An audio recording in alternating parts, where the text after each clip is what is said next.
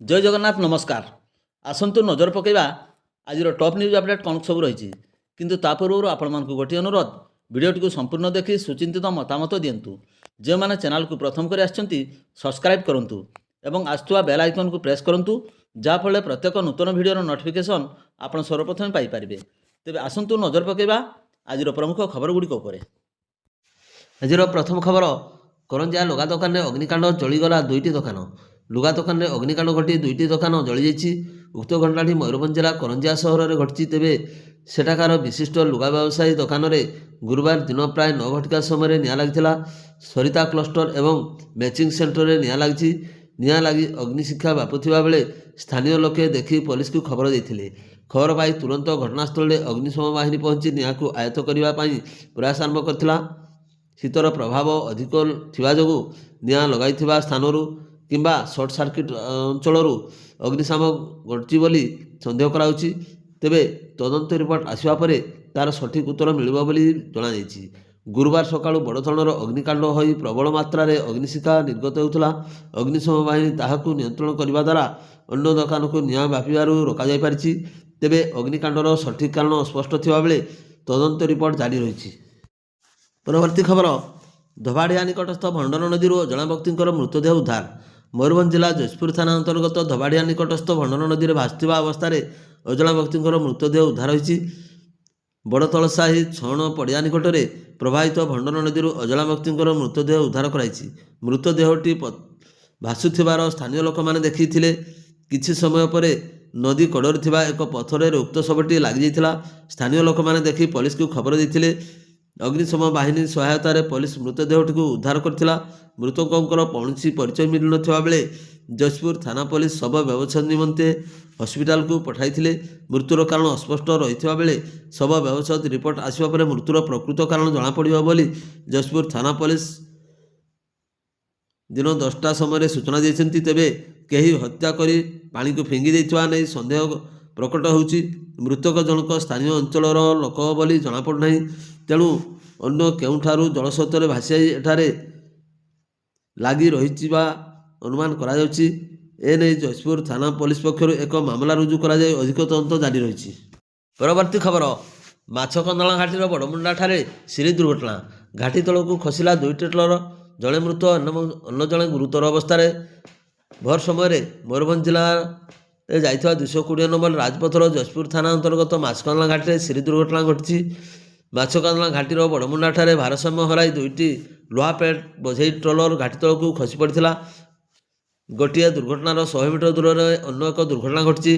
घटनास्थल ट्रलर थिबा लुहा प्लेट तले जड़े चालक चापी होकर मृत्यु घटी बेले अन्य अनेक समय पर्यंत से प्लेट तले चापी होता फल कटर साहाय्य काटी मृतदेह को उद्धार कर। अन्य जड़े चालक गुरुतर अवस्था रायरंगपुर हॉस्पिटल में भर्ती कर बेले अवस्था संकटापन्न होबारु टाटा हॉस्पिटल को स्थानांतरित कराई। जयपुर थाना पुलिस पहुंची मामला रुजु करने सहित तदंत जारी रखिंट। दुईटी ट्रलर जाजपुर अंचल लुहा प्लेट नहीं झारखंड अंचल को जाऊा नहीं सूचना मिली। तेबे आखि लगी दुर्घटना घटी बोली संदेह करा जाउछि। मृत ट्रलर चालकों परिचय मिल पारि नथिबा बेले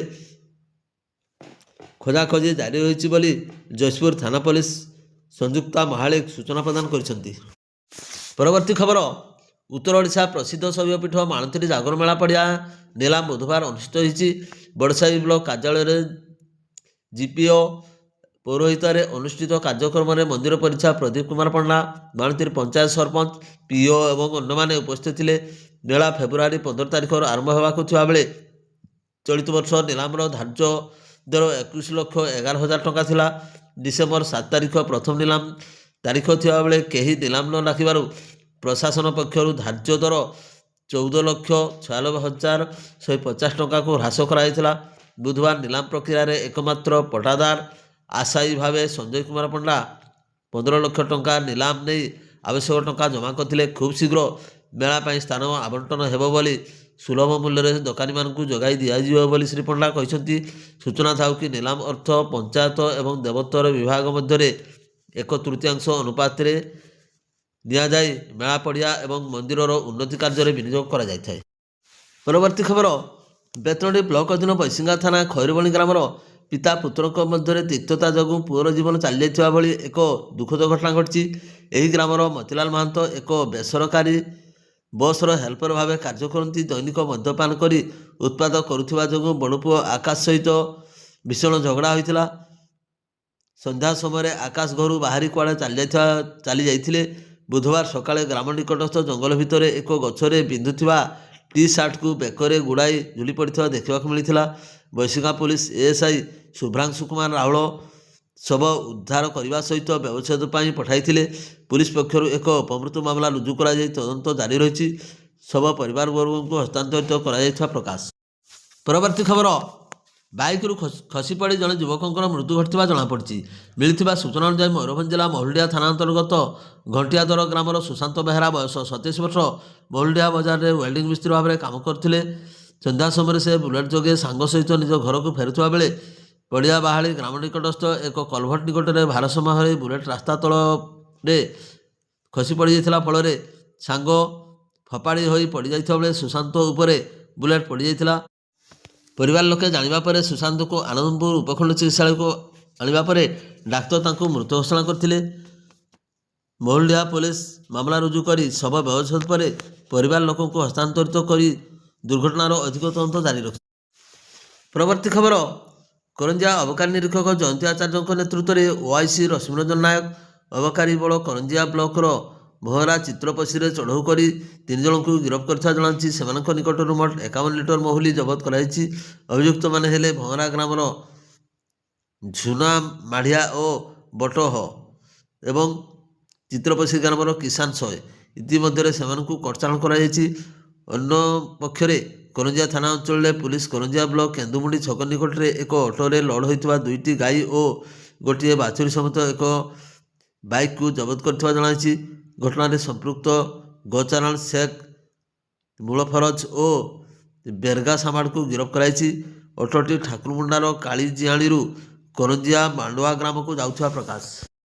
ପରବର୍ତ୍ତୀ ଖବର, ଏପଟେ ଅତ୍ୟଧିକ ଜାଡ଼ୁଆ ଶୀତ, ଅନ୍ୟପଟେ ମନ୍ଦିରକୁ ଟାର୍ଗେଟ କରି ବିଳମ୍ବିତ ରାତିରେ ଲୁଟିଲେ ଦୁର୍ବୃତ୍ତ। ଉଦଳା ସହରରେ 2 ମନ୍ଦିରରେ ବୁଲାଇଲେ କଳାକନା। ଦୀର୍ଘ ଦିନ ପରେ ପୁଣି ମନ୍ଦିରକୁ ଟାର୍ଗେଟ କରିଛନ୍ତି ଲୁଟେରା। ଏଭଳି ଅପ୍ରତ୍ୟାଶିତ ଘଟଣା ଘଟିଛି ଉଦଳା ସହରର ୱାର୍ଡ ନମ୍ବର 9ରେ ଥିବା ପୁରାତନ ମହାଦେବ ମନ୍ଦିର, ମଣି ନାଗେଶ୍ୱର ମନ୍ଦିର ଓ ଗାୟତ୍ରୀ ମନ୍ଦିରରେ। ମଣି ନାଗେଶ୍ୱର ମନ୍ଦିର ପଶି ଠାକୁରଙ୍କ ପିତ୍ତଳ ଘଣ୍ଟି ନେବା ସହିତ ହୁଣ୍ଡି ବାକ୍ସ ତାଲା ଭାଙ୍ଗି ସେଥିରେ ଥିବା ଦାନ ଅର୍ଥ ଲୁଟି ନେଇଛନ୍ତି। ହୁଣ୍ଡି ବାକ୍ସ 7 ବର୍ଷରୁ ଅଧିକ ଦିନ ଧରି ଖୋଲା ହୋଇନଥିବା ବେଳେ କେତେ ଟଙ୍କା ଲୁଟ୍ ହୋଇଛି ତାହା ସ୍ପଷ୍ଟ ହୋଇପାରିନାହିଁ। ନିକଟରେ ଥିବା ଗାୟତ୍ରୀ ମନ୍ଦିରର ମୁଖ୍ୟ ଗେଟ୍ ତାଲା ଭାଙ୍ଗି ମାଙ୍କର ରୂପା ମୁକୁଟ ଏବଂ ଅନ୍ୟ ରୂପା ପିତ୍ତଳ ବାସନଟିକୁ ମଧ୍ୟ ଲୁଟି ନେଇଛନ୍ତି। ତେବେ ଗାୟତ୍ରୀ ମନ୍ଦିରରେ ଲୁଟେରାଙ୍କର ପାଦ ଚିହ୍ନ ପଡ଼ିଥିବା ବେଳେ ନାବାଳକ ପାଦ ଚିହ୍ନ ମଧ୍ୟ ରହିଥିବା ଜଣାଯାଇଛି।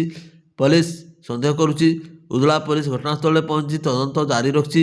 ସାଇଣ୍ଟିଫିକ ଦଳ ଆସି ତଦନ୍ତ କରିବେ ବୋଲି ସୂଚନା ମିଳିଛି। ପରବର୍ତ୍ତୀ ଖବର, ଦ୍ୱିତୀୟ ଶ୍ରୀକ୍ଷେତ୍ର ବାରିପଦା ଶ୍ରୀ ଶ୍ରୀ ହରିବଳଦେବ ମହାପ୍ରଭୁଙ୍କ ବିଜେ ବଡ଼ଜଗନ୍ନାଥ ମନ୍ଦିର ଅର୍ଥଭାବ ଯୋଗୁଁ ଦୈନନ୍ଦିନ ନୀତି ବନ୍ଦ ହେବା ଆଶଙ୍କା ନେଇ ମନ୍ଦିରର ସେବାୟତଙ୍କ ପକ୍ଷରୁ ବୁଧବାର ମନ୍ଦିରର ସିଂହଦ୍ୱାର ସମ୍ମୁଖରେ ଗଭୀର ଉଦ୍ବେଗ ପ୍ରକାଶ କରିଥିବା ସହିତ ରାଜ୍ୟ ସରକାରଙ୍କୁ ଦାୟୀ କରିଛନ୍ତି। ଓଡ଼ିଶା ମନ୍ଦିର ସେବାୟତ ସଂଘର ରାଜ୍ୟ ସଭାପତି ତଥା ବାରିପଦା ଜଗନ୍ନାଥ ମନ୍ଦିର ପୂଜା ପଣ୍ଡା କାମେଶ୍ୱର ତ୍ରିପାଠୀ ସାମ୍ବାଦିକଙ୍କୁ ସୂଚନା ଦେଇ ଅଭିଯୋଗ କରିଛନ୍ତି ଯେ ମହାପ୍ରଭୁଙ୍କ ଦୈନନ୍ଦିନ ରୀତିନୀତି ବଦଳାଇବା ପାଇଁ ସରକାରଙ୍କଠାରେ ବହୁବାର ଦାବି ଜଣାଇ ଆସିଥିଲେ ସୁଦ୍ଧା ଏପର୍ଯ୍ୟନ୍ତ କୌଣସି ସୁଫଳ ନ ମିଳିବାରୁ ଅତ୍ୟନ୍ତ ଦୁର୍ଭାଗ୍ୟଜନକ। ଏହିଭଳି ମହାପ୍ରଭୁଙ୍କ ବିଜେଙ୍କର ହଜାର ହଜାର ଭୂସମ୍ପତ୍ତି ଲୁଟ୍ ସହିତ ପ୍ରଭାବଶାଳୀଙ୍କ କବ୍ଜାରେ ଜବରଦଖଲ ହୋଇ ଠାକୁରଙ୍କର 44.7 ଏକର ଜାଗା ପୁନରୁଦ୍ଧାର କରାଯିବା ସମେତ 9 ଦଫା ଦାବି ନେଇ ଏହି ଜଗନ୍ନାଥ ମନ୍ଦିର ସମ୍ମୁଖ ଚଟାଣରେ ଗତବର୍ଷ ମଇ ମାସ 15 ତାରିଖରୁ ମନ୍ଦିରର ମୁଖ୍ୟ ପୁରୋହିତ ଅରୁଣ କୁମାର ମିଶ୍ର ଓ ପୂଜକ ଶ୍ରୀ ତ୍ରିପାଠୀ ପ୍ରମୁଖଙ୍କ ନେତୃତ୍ୱରେ ସେବାୟତ ଦଣ୍ଡବତ ଆନ୍ଦୋଳନ ଆରମ୍ଭ ହୋଇଥିବା ସହ ଅଧିଆ ପଡ଼ି ଧାରଣା ଦେଇଥିଲେ। ଏହି ଆନ୍ଦୋଳନ ଆରମ୍ଭରେ 2 ଦିନ ପରେ ଅର୍ଥାତ୍ ମଇ 17 ତାରିଖରେ ରାଜ୍ୟ ସରକାର ଆଇନମନ୍ତ୍ରୀ ପୃଥ୍ୱୀରାଜ ହରିଚନ୍ଦନ ବାରିପଦାରେ ଆସିଥିଲେ। ସେ ପରିବାର ସହିତ ସ୍ଥାନୀୟ ଜଗନ୍ନାଥ ମନ୍ଦିର ଦର୍ଶନ କରିଥିବା ବେଳେ 3 ଦିନ ଧରି ଅଧିଆ ପଡ଼ିଥିବା ସେବାୟତଙ୍କ ଦାବି ସମ୍ପର୍କରେ ପୁଙ୍ଖାନୁପୁଙ୍ଖ ଆଲୋଚନା କରିଥିଲେ ଓ ଏହି ଆଲୋଚନା ପ୍ରସଙ୍ଗ ବାରିପଦା ଜଗନ୍ନାଥ ମନ୍ଦିର ପାଇଁ ସ୍ୱତନ୍ତ୍ର ଆଇନ ପ୍ରଣୟନ କରାଯିବାର ଆବଶ୍ୟକତା ନେଇ ମତ ପୋଷଣ କରିଥିଲେ। ଭିଡ଼ିଓଟିକୁ ଶେଷ ପର୍ଯ୍ୟନ୍ତ ଦେଖିଥିବାରୁ ଆପଣଙ୍କୁ ଅଶେଷ ଅଶେଷ ଧନ୍ୟବାଦ।